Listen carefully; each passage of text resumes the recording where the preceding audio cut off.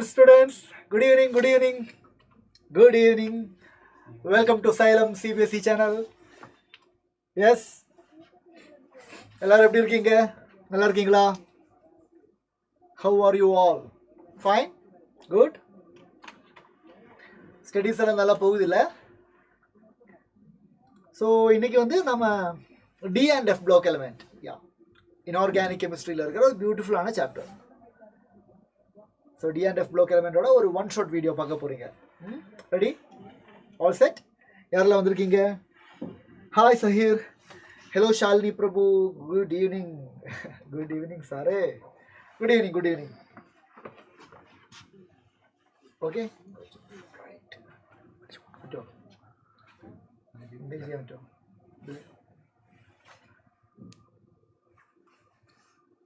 Yeah. Yes. So good evening all. Good evening all. நம்ம வந்து இன்னைக்கு D and F block element ஓட one shot video பார்க்க போறோம். Okay? So yeah. Before going to the chapter, you should have an idea about the periodic table. So உங்களுக்கு periodic table பத்தி basic idea இருக்கும்ல? Hi Kanjana. Hi Harshini. Good evening all. Yes. So நமக்கு தெரியும் periodic table வந்து நம்ம 10th ல இருந்து 11th ல எல்லாமே படிச்சிட்டு இருக்கோம். 4 block இருக்கு. 4 block இருக்கு.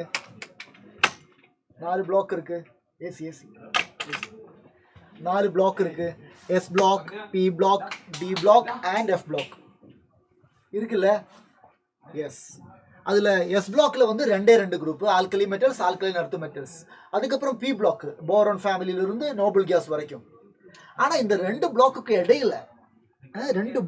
இடையில இன் பிட்வீனா குரூப் 3ல இருந்து குரூப் 12 வரைக்கும் ஒரு 10 குரூப் இருக்காங்க. 3rd குரூப்ல இருந்து 12th குரூப் வரைக்கும் 10 குரூப் இருக்காங்க. And this is called D block elements. Clear? So D block element எங்க ஆரம்பிக்குது? 3rd குரூப்ல ஆரம்பிக்குது. எங்க முடியுது? 12th குரூப்ல முடியுது. அதே மாதிரி yes, I will write here. This is 3rd group. This is 12th group. Okay? அதே மாதிரி பீரியட் வைஸா சொல்லும்போது first period, second period, third பீரியட்ல எல்லாம் கிடையாது.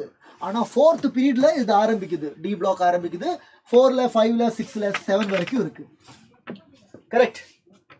Sir, background noise கொஞ்சம் கேக்குது sir. Okay Shalini, I think now it's clear. One second.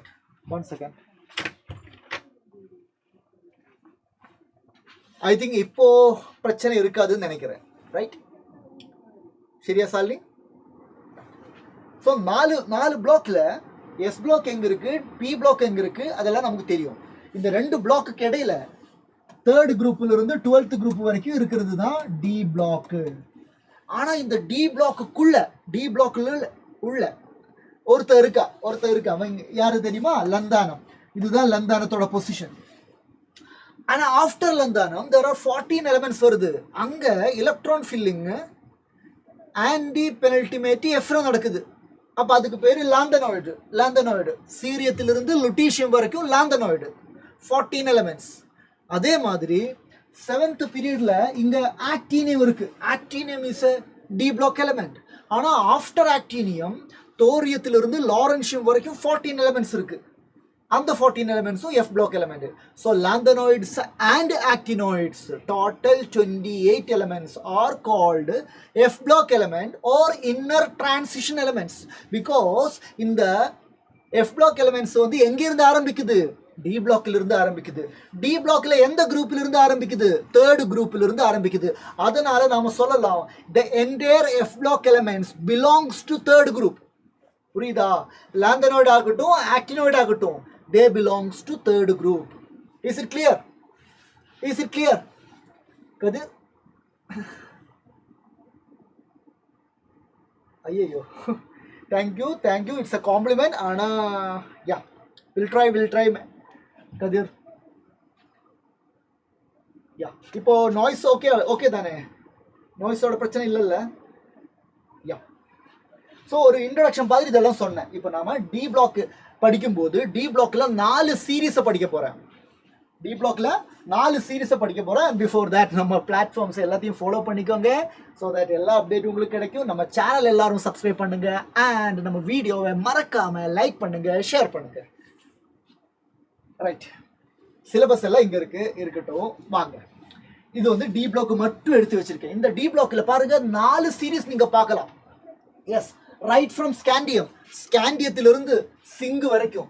Scandium atomic number 21, zinc atomic number 30. இது வந்து ரொம்ப important.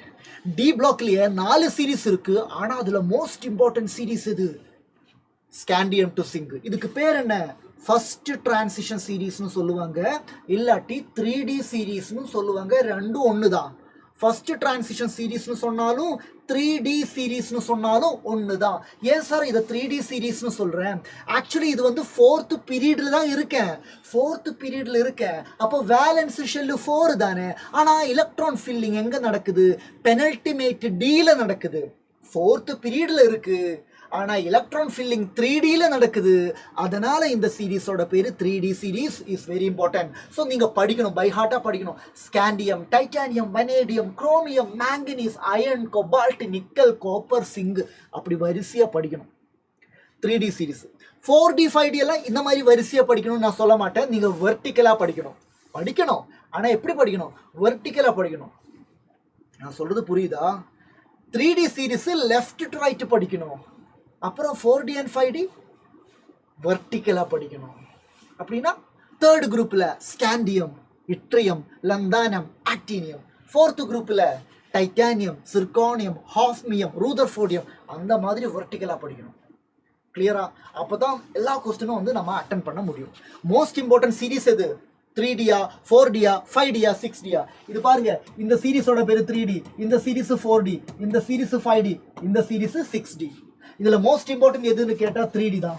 Okay, most of the questions coming from 3D series, scandium to zinc. Okay, hi sir, give us study plan. So here actually study plan அந்த மாதிரி விஷயங்கள்லாம் நம்ம already different வீடியோவில் பண்ணியிருக்கோம். Okay, so இன்னைக்கு வந்து நம்ம D&F ஒன் ஷாட்டில் கூடிய சீக்கிரமே கொஞ்சம் டைமில் முடிக்க போகிறேன். ஸோ அதில் வந்து நம்ம டிஸ்ட்ராக்ட் ஆகி டிவைட் ஆகி போனால் நல்லா இருக்காதுல்ல. So okay, clear? யா, வாங்க. Yes. So sir, what is the speciality? S பிளாக்னா எலக்ட்ரான் ஃபில்லிங் எங்கே நடக்குது? அவுட்டர் மோஸ்ட் எஸ்ல. பி பிளாக்னா எலக்ட்ரான் ஃபில்லிங் எங்கே நடக்குது? அவுட்டர் மோஸ்ட் பியில். ஆனால் டி பிளாக்னா அவுட்டர் மோஸ்ட் எஸ்லையும் கிடையாது, அவுட்டர் மோஸ்ட் பிலையும் கிடையாது, அவுட்டர் மோஸ்ட் டிலையா? இல்லை, பெனல்டிமேட் டியில். சார், பெனல்டிமேட் டியை எப்படி ரெப்ரசென்ட் பண்ணுறது?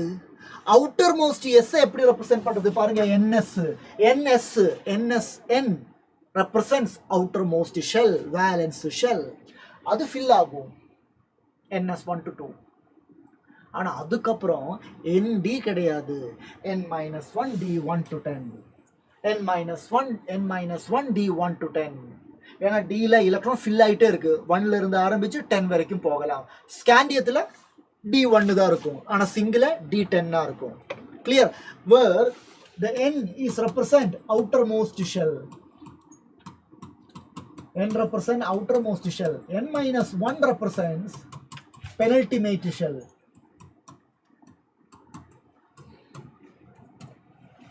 Okay, and what is the nature of the elements? All are metals. All are metal. Periodic table la S இருந்தாலும் சரி, D இருந்தாலும் சரி, F இருந்தாலும் சரி, இந்த 3 பிளாக்லயுமே முழுசா மெட்டல்ஸ் தான். P பிளாக்ல மட்டும்தான் மெட்டல்ஸ், நான் மெட்டல்ஸ், மெட்டலாய்ட்ஸ் எல்லாமே இருக்காங்க. ஓகே, யா. ஸோ டி பிளாக் எலிமெண்டோட ஸ்பெஷாலிட்டி என்ன தெரியுமா? இதில் வந்து பெனல்டிமேட் டிசப்ஷன் தான் ஃபில் ஆகுது. அதனால இன்கம்ப்ளீட் டிசப்ஷன் நீங்க நிறைய இடத்துல பார்க்கலாம். எல்லா எலிமெண்ட்டுக்கும் இருக்காது. லாஸ்ட் எலிமெண்ட் எல்லாம் இருக்குல்ல, சிங்கு, கேட்மியம், மர்க்குரி, காப்பர்னிஷியம். சிங்கு, கேட்மியம், மர்க்குரி, காப்பர்னிஷியம். குரூப் 12 இவங்களோட எல்லாம் கான்ஃபிகரேஷன்ல டி வந்து கம்ப்ளீட்லி ஃபில்டா இருப்பேன். பட் apart from these 4, மற்ற எலிமெண்ட்ஸ்ல எல்லாம் வந்து incomplete d orbital. so generally incomplete d subshell னு சொல்லலாம். what is the properties? Sir, இவங்க S block, இந்த பக்கம் S block, இந்த பக்கம் P block. S block வந்து most electropositive, P block வந்து most electronegative. so இது ரெண்டுக்கும் இடையில இருக்கு D block. அதனால மெட்டல் தான், ஆனா மெட்டாலிக் கேரக்டர் S block எலிமெண்ட விட கம்மியா இருக்கும். D block எலிமெண்டோட மெட்டாலிக் கேரக்டர் S block விட கம்மியா இருக்கும். Okay, yes. பாருங்க, சிங்கு, கேட்மியம், மர்க்குரி எல்லாம் எக்ஸப்ஷன்ஸ். ஏன் எக்ஸப்ஷன்? ஏன்னா ஃபார் எக்ஸாம்பிள் பாருங்க, இங்க இடம் இருக்கா? ஃபார் எக்ஸாம்பிள் பாருங்க, for example I will write some elements. Scandium எடுக்கிறேன். ஸ்காண்டியத்தோட atomic number 21. Configuration argon, noble gas, nearest noble gas. அதுக்கப்புறம் 4s2 வரும்.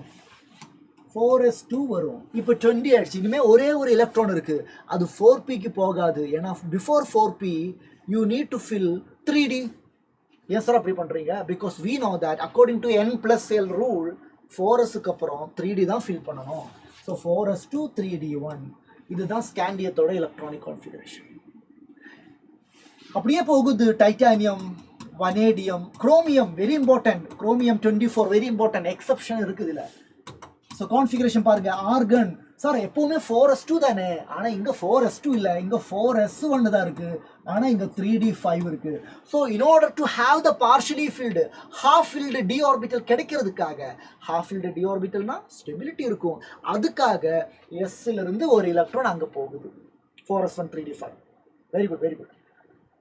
அம்மா பொண்ணும் சமையல்.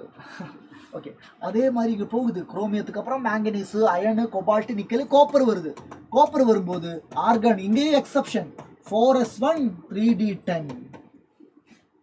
ஓகே, கடைசியா யாரு வருது சார்? சிங்க் வருது. Zinc atomic number 30.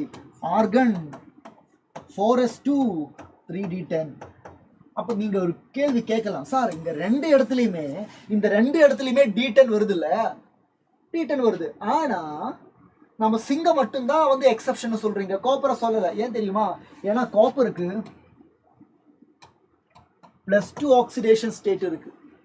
காப்பருக்கு +2 oxidation state இருக்கு. அந்த ஆக்சிடேஷன் ஸ்டேட்ல பார்க்கும்போது ஆர்கன் இருக்கும். அப்புறம் 4s1ல இருந்து ஒரு எலக்ட்ரான் போகும், 3d10ல இருந்து ஒரு எலக்ட்ரான் போகும், 3d9 ஆயிடுச்சுல. இப்போ இது இன்கம்ப்ளீட்லி ஃபில்ட் ஆயிடுச்சுல, அதனால காப்பர் வந்து டிரான்சிஷன் எலிமெண்ட் தான். ஆனா சிங்கு கிடையாது. ஏன்னா சிங்கு ஆட்டமா இருக்கும்போது இப்படித்தான், ஜிங்கு அயோனா இருக்கும்போதும் 4sல இருந்தா எலக்ட்ரான் போகும். ஸோ 3d10 இங்கேயும் இருக்கு, 3d10 இங்கேயும் இருக்கு. ஸோ ஒரு ஆட்டம் அது ஆட்டமா இருக்கும்போதும் அயோனா இருக்கும்போதும் அதோட டி ஆர்பிட்டல் கம்ப்ளீட்லி ஃபில்டா இருந்தா it is not a transition element. Is it clear? So zinc, cadmium, mercury, copernicium இவங்கெல்லாம் டி பிளாக் எலிமெண்ட் தான், ஆனா not a transition element. I think it's clear to you. Right. Exception already நம்ம பார்த்தாச்சு. Copper and குரோமியத்தை exception சொல்லியிருக்காங்க. மெயினாக வந்து 3D series மட்டும் எடுத்திருக்காங்க. ஓகே, இப்போ பிசிக்கல் ப்ராப்பர்ட்டிஸ் ரொம்ப சிம்பிள் தான். நான் என்ன சொன்னேன்? டி பிளாக் எலிமெண்ட் எல்லாமே மெட்டல்னு சொன்னேன்ல. ஸோ மெட்டலோட பிசிக்கல் ப்ராப்பர்ட்டிஸ் எல்லாமே இவங்களுக்கு இருக்கும். மெட்டலோட பிசிக்கல் ப்ராப்பர்ட்டி என்ன வருது? ஹை டென்சைல் ஸ்ட்ரென்த், டக்டிலிட்டி, மேலியபிலிட்டி எல்லாமே இருக்கு. அதே மாதிரி they are very hard and low volatility. Volatility என்ன? வேப்பரைசிங் டெண்டன்சி. Low volatility. ஆனால் அதில் எக்ஸப்ஷன் இருக்கு. சிங்கு, கேட்மியம், மெர்குரி. ஏன் சார் சிங்கு, கேட்மியம், மெர்குரி எல்லாம் வந்து ஈஸியாக volatile ஆகுது? ஏன்னா இங்கே எல்லாமே எலக்ட்ரானிக் கான்ஃபிகரேஷன் D10 இருக்கேன். All the electrons are paired. Electrons எல்லாமே பெயர்டா இருந்தா அவங்களுக்கு இடையில மெட்டாலிக் பாண்டிங் இருக்காது. absence of metallic bonding makes them more volatile. புரியுதா? அன்பெய்டு எலக்ட்ரான் இருந்தா தானே மெட்டாலிக் பாண்டிங் பண்ண முடியும். எல்லாமே பெய்டா இருந்தா there is no metallic bonding. So கொஞ்சம் ஹீட் கொடுத்தாலே அது volatile ஆயிடும். that is why zinc, cadmium, mercury எல்லாமே மோர் volatile இருக்கு. கிளியர்? எஸ். அடுத்தது high melting point and boiling point. Yes, number of unpaired electron அதிகமாக இருந்தால் melting point and boiling point அதிகமாகும். Melting and boiling point directly proportional to number of unpaired electron. மறந்துடாதீங்க.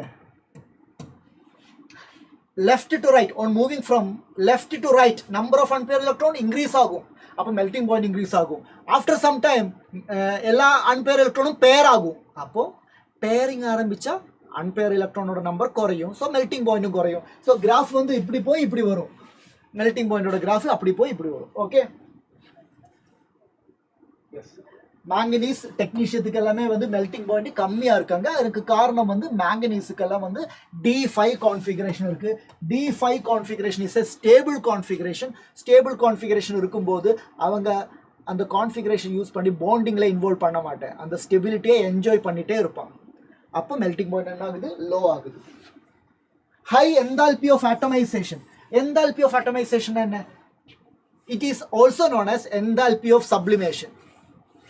Sublimation கேள்விப்பட்டிருக்குல்ல, solid stateல இருந்து gaseous stateக்கு போறதுக்கு நம்ம கொடுக்க வேண்டிய எனர்ஜி. Atomization அதுதான். மெட்டல் சாலிடாக இருப்பேன், ஆட்டம்ஸ் எல்லாம் வந்து க்ளோஸ்லி பேக்டாக இருப்பேன். அந்த க்ளோஸ்லி பேக்டான அந்த ஸ்பீஷீஸ்லேருந்து ஒவ்வொரு ஆட்டத்தையும் தனித்தனியாக பிரிக்கிறதுக்கு நாம் எவ்வளவு எனர்ஜி கொடுக்கணும், அதுதான் எந்தால்பி ஆஃப் ஆட்டமைசேஷன், அதுதான் எந்தால்பி ஆஃப் சப்ளிமேஷன். அது இங்கே அதிகமாக இருக்குது. இதையும் நம்ம எதை வச்சு சொல்லலாம்? நம்பர் ஆஃப் அன்பேர் எலக்ட்ரானை வச்சு சொல்லலாம். As the number of unpaired electron increases, metallic bonding increases, enthalpy of atomization is also increases. அப்போ சிங்கோட enthalpy of atomization எப்படி இருக்கும்? சார் சிங்குக்கு எல்லாமே பேயர்டாக இருக்கேன், அப்போ enthalpy of atomization கம்மியாக இருக்கும். Okay, clear sir? Complete organic chemistry in one lecture, long video போடுங்க sir please. Kathir பார்க்கலாம்டா, no problem. Yeah, Saithali Fathima சொல்லுங்க. Why melting point is high? Yes, as the number of unpaired electron increases, melting point is also increases. After some time என்ன ஆகுது? இங்க scandium இருக்கும், இங்க titanium இருக்கும், இங்க வனேடியம் இருக்கும், இங்க குரோமியம் இருக்கும். குரோமியம் தான் ஹையஸ்ட். குரோமியம் தான் ஹையஸ்ட். ஏன் சார் குரோமியம் ஹையஸ்ட்? ஏன்னா குரோமியத்தோட கான்ஃபிகரேஷன் 4s1 3d5, மொத்தம் 6 அன்பேர் எலக்ட்ரான் இருக்கு. அதுக்கப்புறம் சடனா ஒரு டிப்பு வரும், சடனா ஒரு டிப்பு வரும். அது மேங்கனீஸ். ஏன்? ஏன்னா மேங்கனீஸ்ல வந்து அந்த ஸ்டேபிள் எலக்ட்ரானிக் கான்ஃபிகரேஷன். மேங்கனீஸ் டெக்னீஷியத்துக்கெல்லாம் எக்ஸப்ஷன் இருக்கு. குரோமியத்துக்கு ஹையஸ்ட்.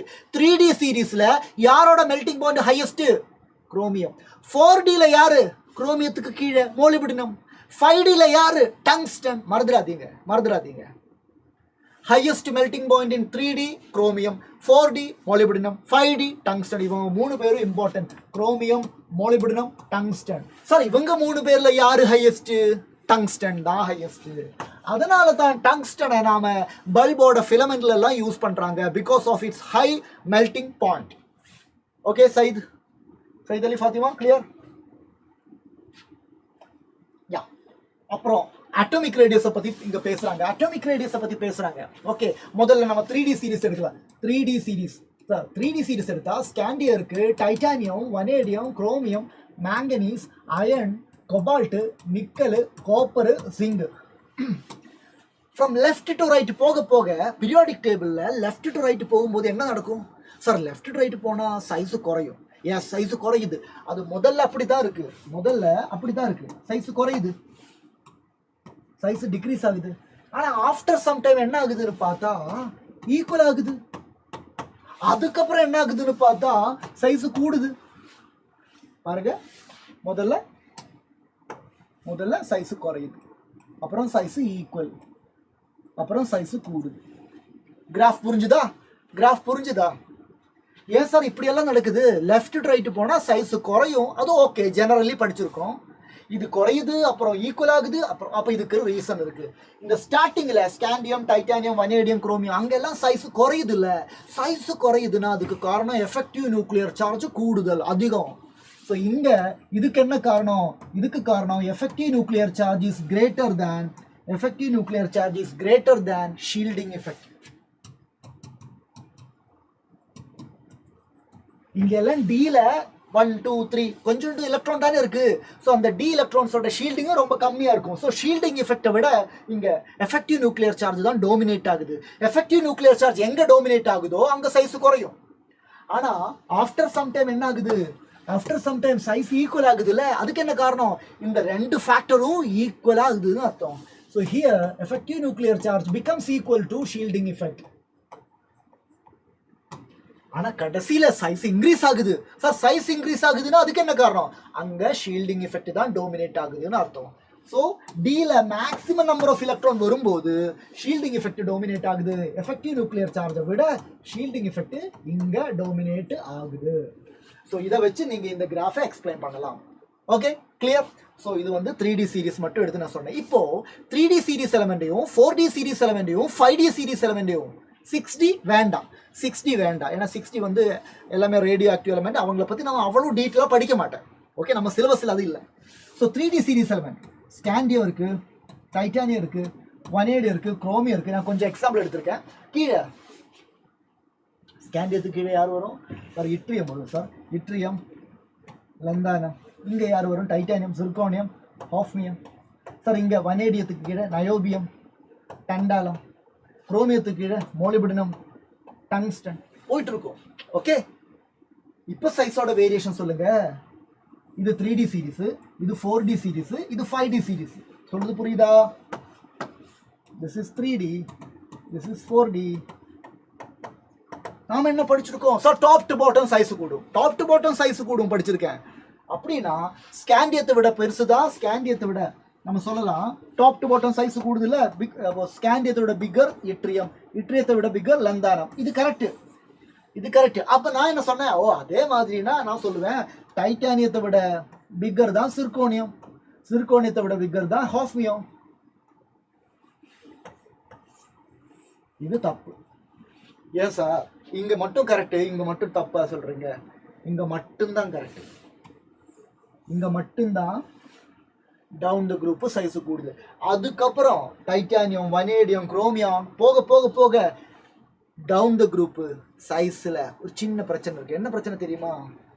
என்ன பிரச்சனை தெரியுமா? சிர்கோனியம் அண்ட் ஹாஃப்னியத்தில் சைஸ் பார்க்கும்போது அவங்க 2 பேரோட சைஸ் ஈக்குவல், இவங்க 2 பேரோட சைஸ் ஈக்குவல், இவங்க 2 பேரோட சைஸ் ஈக்குவல், இவங்க 2 பேரோட சைஸ் ஈக்குவல். அப்படி போகும்போது எல்லாரும் அப்படின்னா 3Dயை விட பெருசுதான் 4D. ஆனா 4Dக்கும் 5Dக்கும் சைஸ் சிமிலரா இருக்கேன். என்ன காரணம்?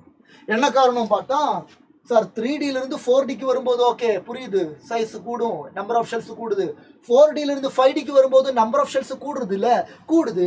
ஆனா இங்க பாருங்க, இந்த லந்தானத்துக்கும் ஹாஃப்னியத்துக்கும் இடையில ஒரு 14 எலிமெண்ட்ஸ் இருக்காங்க. அந்த 14 எலிமெண்ட்ஸ்ல எலக்ட்ரான் ஃபில்லிங் 4Fல நடக்குது.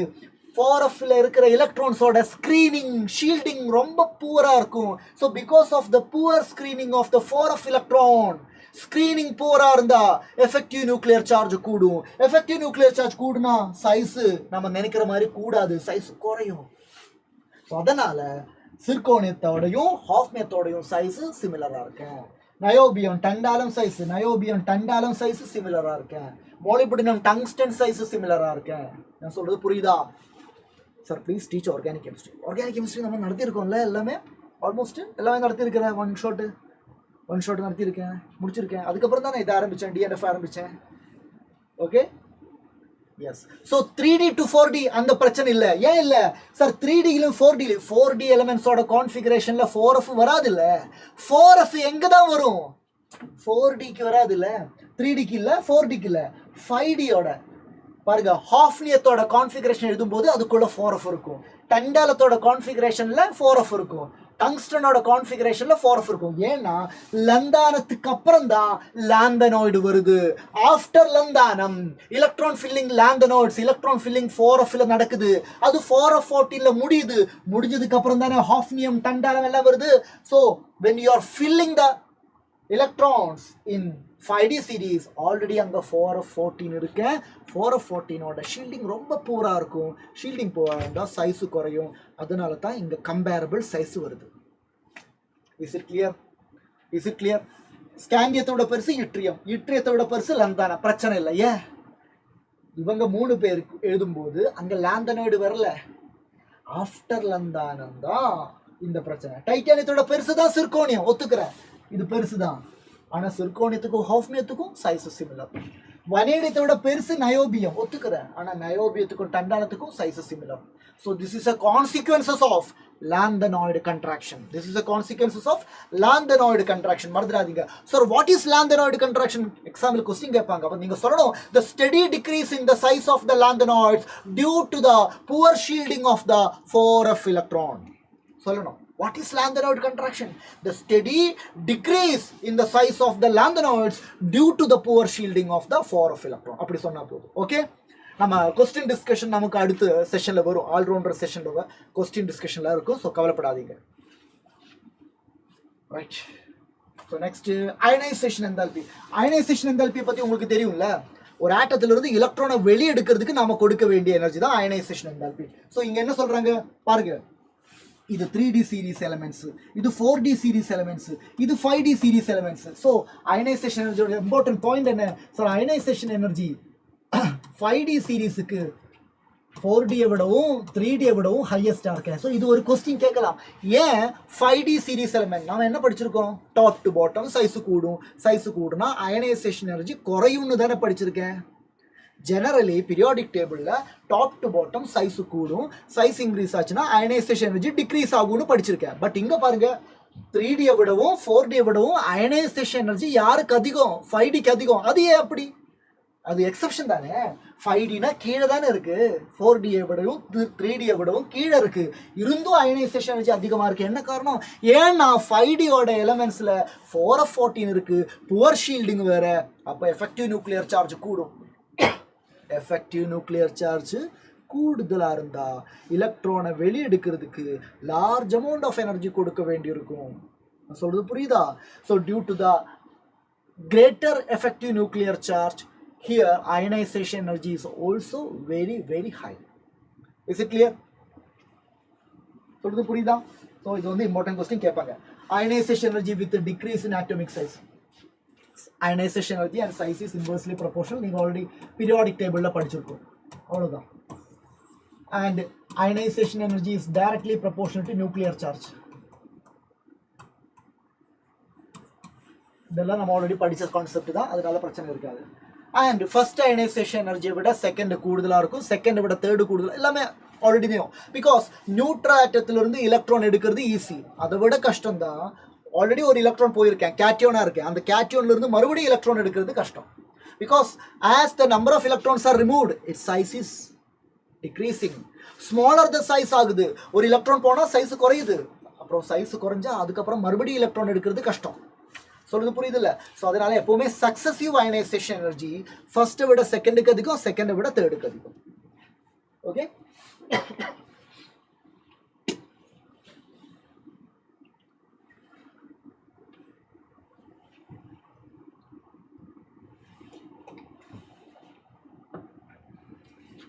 why ionization energy increase only slightly along 3D series?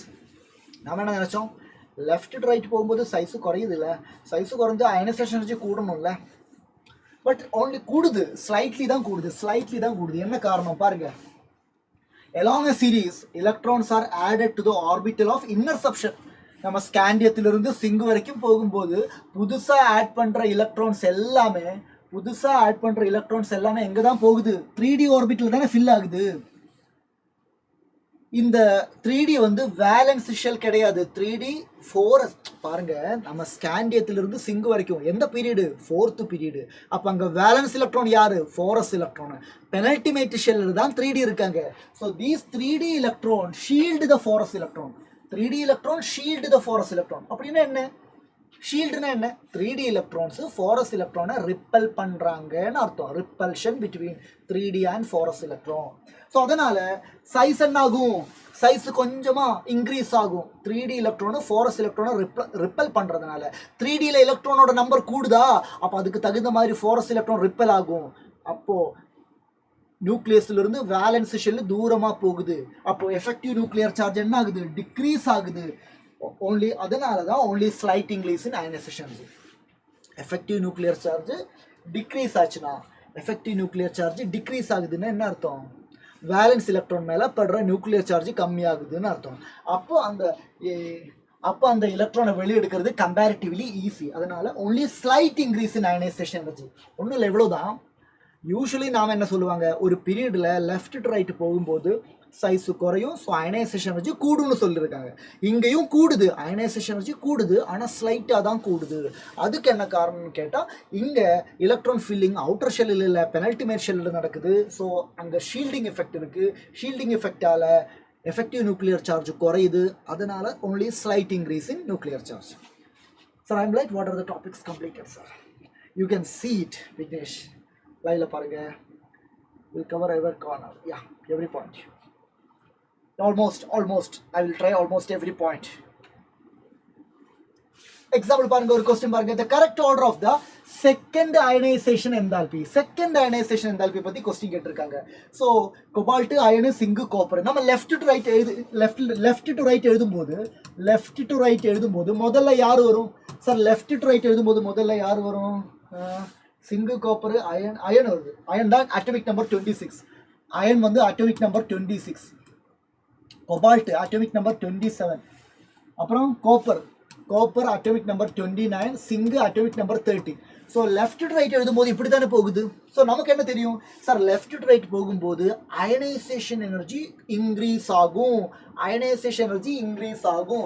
Sir அப்போ அயனை விட கொபால்ட்டுக்கு அதிகமாக இருக்கணும், கொபால்ட்டை விட காப்பருக்கு அதிகமாக இருக்கணும், காப்பரை விட சிங்குக்கு அதிகமாக இருக்கணும். So iron cobalt copper zinc அப்படின்னா நாம் வந்து ஆப்ஷன் 3ன்னு நினைப்பாங்க. ஆனால் தெர் இஸ் அ ப்ராப்ளம். என்ன problem? This is about the second ionisation enthalpy.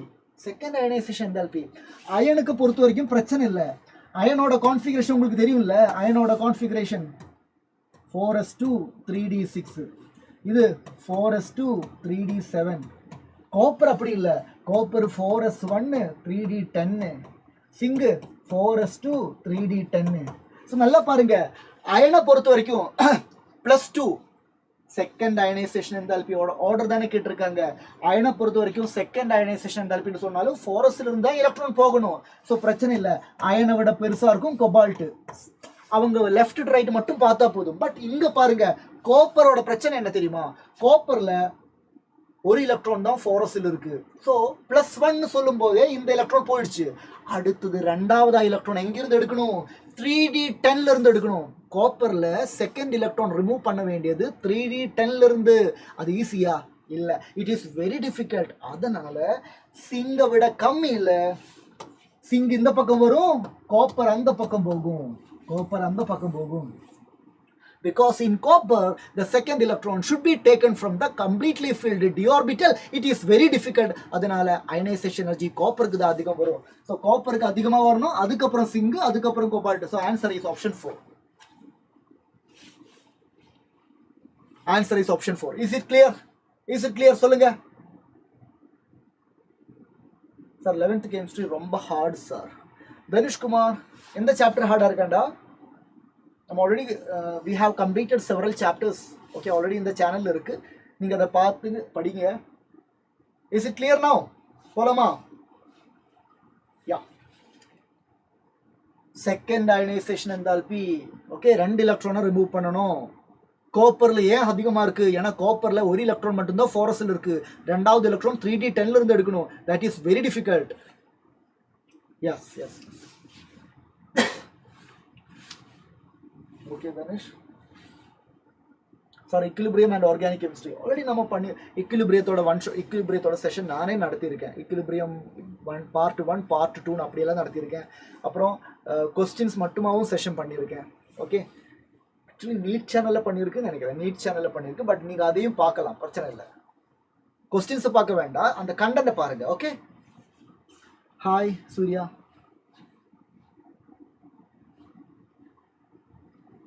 Next, variable oxidation state.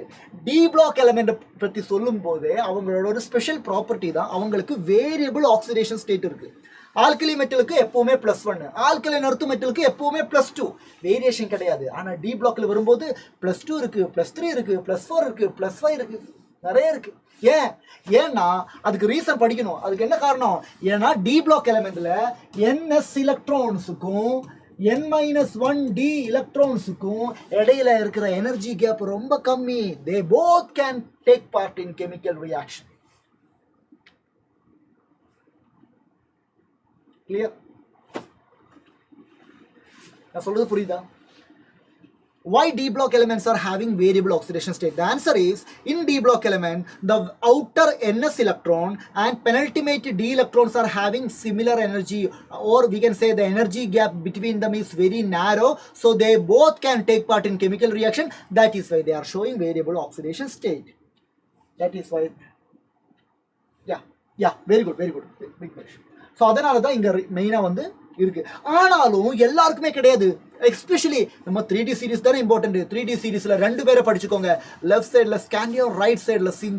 இவங்க 2 பேருக்கும் வேரியபிள் ஆக்சிடேஷன் ஸ்டேட் கிடையாது. ஸ்காண்டியத்தை பொறுத்த வரைக்கும் +3 மட்டும் தான் இருக்கு, சிங்கை பொறுத்த வரைக்கும் +2 மட்டும் தான் இருக்கு. ஸோ கொஸ்டின் கேட்பாங்க, among D block name 2 elements which do not have variable oxidation state. Answer scandium and zinc. அப்புறம் கொஸ்டின் கேட்பாங்க, among transition element. Name element which is does not have variable oxidation state. அப்போ நீங்க scandium மட்டும் தான் சொல்லணும், சிங்க சொல்லக்கூடாது. ஏன்னா சிங்க் டிரான்சிஷன் எலிமெண்ட் கிடையாது, மறந்துடாதீங்க. Zinc is a pseudo transition element. So பாருங்க, லெஃப்ட் டு ரைட் போகும்போது ஆக்சிடேஷன் நம்பர் இன்க்ரீஸ் ஆகுது. சிங்கிள் இருந்து மேங்கனீஸ் வரைக்கும் இன்க்ரீஸ் ஆகுது, அதுக்கப்புறம் மறுபடியும் டிக்ரீஸ் ஆகுது. புரியுதா? ஸோ ரெண்டு எக்ஸ்ட்ரீம்லையும் ஆக்சிடேஷன் நம்பர் கம்மியாக இருக்கும், மிடில் தான் ஆக்சிடேஷன் நம்பர் அதிகமாக இருக்கேன். ஸோ 3D சீரீஸில் யாருக்கு ஆக்சிடேஷன் நம்பர் அதிகமாக இருக்கேன்? மேங்கனீஸுக்கு அதிகமாக இருக்கேன். +2 இருந்து ஆரம்பிச்சு +7 வரைக்கும் மேங்கனீஸுக்கு ஆக்சிடேஷன் ஸ்டேட் இருக்கு. Okay, clear? நம்ம வீடியோ எல்லாரும் லைக் பண்ணுறீங்களா? நம்பர் ஆஃப் லைக்ஸ் எனக்கு இங்கே காணும். எல்லாரும் லைக் பண்ணுங்க, மறக்காம லைக் பண்ணுங்க. ஓகே, யா. ஸோ மேங்கனீஸுக்கு +2 +7 இல்லை, +2 to +7 தெரியும்ல உங்களுக்கு. ஃபெரஸ் ஃபெரிக்கு Fe2 + Fe3+, காப்பருக்கு குப்ரஸ் குப்ரிக்கு Cu+1 Cu+2. Okay,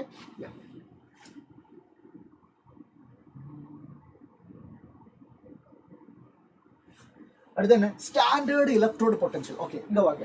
standard electrode potential இது வந்து எலக்ட்ரோ கெமிஸ்ட்ரி சாப்டர்ல நீங்க டீட்டெயிலாக படிச்சது இல்லை? இப்படி எல்லாம் நீங்க பார்த்துருப்பீங்க. E0 M2+ பார் Mனு பார்த்துருப்பீங்க. இப்படி எழுதும். இதோட வேல்யூ ஃபார் எக்ஸாம்பிள் நான் சொல்றேன், இதோட வேல்யூ எக்ஸ்னு வச்சுக்கோங்க. இதோட value X sir, positive value. அப்படின்னா என்ன மீனிங் தெரியுமா? இதுக்கு என்ன, இதை வந்து என்ன சொல்லணும்? மேலே 0 போட்டால் ஸ்டாண்டர்டு, +2லிருந்து 0வா மாறுது, +2லிருந்து 0வா மாறுது. அதுக்கு என்ன அர்த்தம் சார்? +2லிருந்து 0வா மாறுதுன்னா அதுக்கு அர்த்தம் reduction. So this is called standard reduction potential. அது பாசிட்டிவ் வேல்யூ. அப்படின்னா என்ன அர்த்தம்? ஸ்டாண்டர்டு ரிடக்ஷன் பொட்டன்ஷியல் பாசிட்டிவ் வேல்யூனா அங்க ரிடக்ஷன் நடக்கிறதுக்கு டெண்டன்சி அதிகம்னு அர்த்தம். ரிடக்ஷன் நடக்கிறது டெண்டன்சி அதிகம். அப்படின்னா M2+ ஸ்டேபிளா இல்ல M ஸ்டேபிளா? ரிடக்ஷன் நடக்கும்னு சொன்னல, அப்ப M தான் stable. Indicate M is stable or E0 M2+ bar M இதோட வேல்யூ -x அப்படின்னு வச்சுக்கோங்க. அப்போ அதுக்கு என்ன அர்த்தம் சார்? இதுக்கு மீனிங் வந்து எஸ்ஆர்பி வேல்யூ நெகட்டிவா இருக்குன்னு அர்த்தம். அப்படின்னா ரிடக்ஷன் பொட்டன்ஷியல் கம்மி, நெகட்டிவ். அப்ப ரெடியூஸ் ஆகிற டெண்டன்சி கம்மியா இருக்குது. அப்படின்னா இங்க M ஸ்டேபிளா M2+ ஸ்டேபிளா? Indicate M2+ is stable. Very very important point. இந்த மாதிரி கான்செப்சுவலாக கொஸ்டின் கேட்பாங்க, அதை நீங்கள் படிக்கணும். Is it clear? Sir 10th acid base salt and metal and no metal எடுங்க ப்ளீஸ். எடுத்திருக்கேன் ஆல்ரெடி இல்லையா? நம்ம ஆல்ரெடி எடுத்திருக்கோமே செஷன்ஸ் 10th சேனலில். அஸ்வின் நம்ம சேனலில் பாருங்கள், சைலத்தோட கிளாஸ் 10 சேனல் ஆல்ரெடி இந்த செஷன்ஸ் எடுத்திருக்கேன். நான் இல்லாட்டி அனில் சார் யாரோ ஒரு எடுத்திருக்கேன். Okay, we already covered the topic. Carbon and its compounds எல்லாமே எடுத்திருக்கேன். Okay, is it clear? சொல்லுங்க. எஸ்ஆர்பி வேல்யூ பாசிட்டிவ்னு சொன்னா அங்க ரிடக்ஷன் நடக்கும், அப்ப அயோன் ஸ்டேபிள் கிடையாது, ஆட்டம் தான் ஸ்டேபிள். எஸ்ஆர்பி வேல்யூ நெகட்டிவ்னு சொன்னா அங்க ரிடக்ஷன் நடக்காது, அப்ப அயோன் தான் ஸ்டேபிள். கிளியர்? 3D சீரீஸ்ல ஸ்காண்டியத்துல இருந்து சிங்க் வரைக்கும் இருக்கும்போது ஒரே ஒருத்தனுக்கு மட்டும்தான் பாசிட்டிவ் எஸ்ஆர்பி வேல்யூ இருக்கு. யாருக்கு? காப்பருக்கு. காப்பருக்கு. E0 value of Cu2+ bar Cu that is equal to 0.34. Already நம்ம படிச்சிருக்கேன். எங்க படிச்சிருக்கேன் சார்? இது கேல்வானிக் செல் இல்ல, டேனியல் செல் நம்ம படிச்சிருக்கோம். நீங்க டீச் பண்ணுங்க. ஓகே அஸ்வின் பார்க்கலாம். Will try. ஓகே, 3D சீரீஸ்ல ஒரே ஒரு எலிமெண்ட்டுக்கு மட்டும்தான் பாசிட்டிவ் எஸ்ஆர்பி வேல்யூ இருக்கு. யாருக்கு? அது காப்பருக்கு. ஓகேவா? எலக்ட்ரோ கெமிக்கல் சீரீஸ்ல ஹைட்ரஜன் எலக்ட்ரோடுக்கு கீழே தானே பாசிட்டிவ் காப்பர்லாம் இருக்கு. காப்பர், சில்வர், கோல்டு எல்லாம் அங்கே தானே இருக்கு. ஸோ 3D சீரீஸ்ல காப்பர் மட்டும் தானே. So positive SRP value. இதுக்கு என்ன அர்த்தம் தெரியுமா? காப்பரை பொறுத்த வரைக்கும் Cu2+ அன்ஸ்டேபிள், Cu தான் ஸ்டேபிள். சார் காப்பர்ல இருந்து ஃபர்ஸ்ட் எலக்ட்ரான் எடுக்கணும், செகண்ட் எலக்ட்ரான் எடுக்கணும், இதுக்கெல்லாம் நாம எனர்ஜி கொடுக்கணும்ல. காப்பரை Cu2+ மாற்றணும்னா ஃபர்ஸ்ட் எலக்ட்ரான் எடுக்கணும்னா ஃபர்ஸ்ட் அயனைசேஷன் எனர்ஜி கொடுக்கணும், செகண்ட் எலக்ட்ரான் எடுக்கணும்னா செகண்ட் அயனைசேஷன் எனர்ஜி எடுக்கணும். ஸோ ரொம்ப எனர்ஜி நம்ம கையில இருந்து கொடுக்க வேண்டியிருக்கு. பரவாயில்ல, கொடுக்கலாம். இந்த எனர்ஜி எல்லாம் கொடுத்தது இல்லை, இதெல்லாம் ரிட்டர்ன் கிடைக்கும்னு நம்பிக்கை இருந்தால் கொடுக்கலாம். ஆனால் இந்த Cu2+ தண்ணியில் போட்டால் கிடைக்கும் பாரு ஹைட்ரேஷன் எனர்ஜி, அது கம்மியாக இருக்கேன். நாம் எவ்வளவு செலவு பண்ணியிருக்கேன், ஆனால் அவ்வளோ ரிட்டர்ன் இல்லை. புரியுதா? காப்பரை Cu2+ மாற்றுறதுக்கு நாம் எனர்ஜி கொடுத்துருக்கோம்ல, அவ்வளவு எனர்ஜி நமக்கு ரிட்டர்ன் கிடைக்க மாட்டேன் அதை தண்ணியில் போட்டால். Hydration energy is not able to compensate the first and second ionization energy. That is why copper is having positive SRP. Okay, clear sir? NCERT line by line போடுங்க. Yes, வருது, நம்ம series வருது, next week வரும். Okay, NCERT line by line series next week வரும். Okay, I think NEET சேனலில் வருது. So அதெல்லாம் பார்த்துக்கோங்க. பாசிட்டிவ் SRP இருந்தா, SRP value standard reduction potential பாசிட்டிவா இருந்தா, they cannot liberate hydrogen from acid. காப்பரால HCl இருந்து ஹைட்ரஜன் லிபரேட் பண்ண முடியாது. ஆனால் நெகட்டிவ் SRP இருக்கிறவங்களுக்கு எல்லாமே அது முடியும். சிங்கால முடியும். Singh is having negative SRP, காப்பரால முடியாது. Okay, for all chapters mainly வந்து இம்பார்ட்டன்ட் சாப்டர்ஸ் எல்லாமே போடுவாங்க. ஓகே, சரி. Next magnetic property. Okay, magnetic property வந்து ரொம்ப சிம்பிள். ஆக்சுவலி நம்ம கான்ஃபிகரேஷன் எழுத தெரியணும். கான்ஃபிகரேஷன் எழுதும்போது அன்பெயர்டு எலக்ட்ரான் இருந்துச்சுன்னா பேராமேக்னெட்டிக், எல்லாமே பெயர்டாக இருந்துச்சுன்னா டயாமேக்னெட்டிக். பேராமேக்னெட்டிக்னு சொன்னால் அது பிஹேவியர் எப்படி தெரியுமா? மேக்னெட்டிக் ஃபீல்டுக்கு மேலே அட்ராக்ஷன். மேக்னெட்டிக் ஃபீல்டை பார்த்த உடனே அட்ராக்ஷன் வருதா, அது பேராமேக்னெட்டிக். மேக்னெட்டிக் ஃபீல்டை பார்த்த உடனே ரிப்பல்ஷன் வருதா, அது டயாமேக்னெட்டிக். ஓகே, இனி மேக்னெட்டிக் ஃபீல்டை பார்த்த உடனே ஒரு ஸ்ட்ராங் அட்ராக்ஷன் வருதா, அப்போ அதுக்கு பேர் ferromagnetism. So ferromagnetism is an extreme case of paramagnetism. Okay, and இங்கே நமக்கு வந்து மேக்னெட்டிக் மொமெண்ட் கண்டுபிடிக்கிறது ஒரு ஃபார்முலா இருக்கு.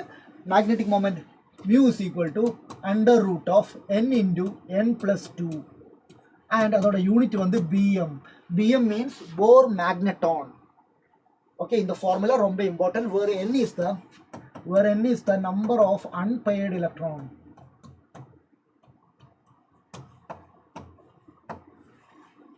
ஓகே, நீங்க ஜேஇக்கு ஒரு சேனல் ஸ்டார்ட் பண்ணலாமே. ஓகே, பார்க்கலாம்.